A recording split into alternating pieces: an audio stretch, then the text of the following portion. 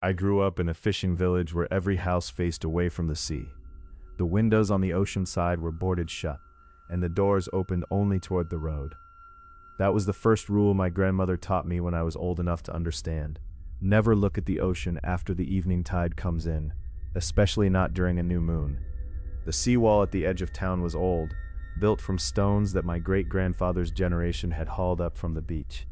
It was supposed to protect us from the waves during typhoon season, but my grandmother said the wall had another purpose.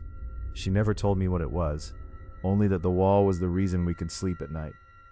I did not understand until I was 12 years old, on the night of a new moon during the rainy season.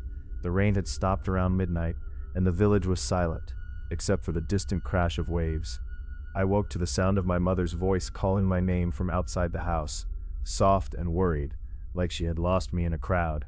But my mother was asleep in the next room. I pressed my ear to the boarded window.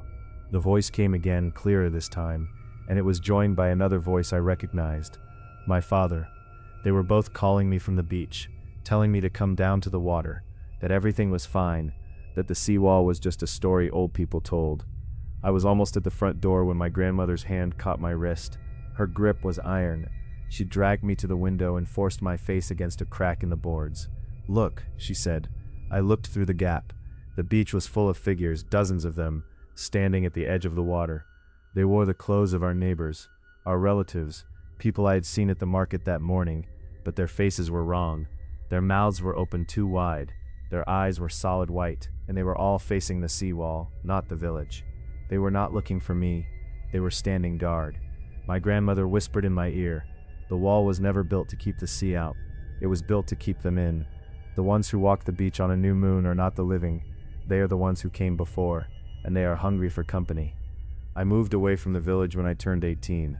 I live in the city now, on the 10th floor of an apartment building with no ocean view. But every new moon, I wake up at midnight to the sound of waves crashing against my bedroom wall, the wall that should not be there.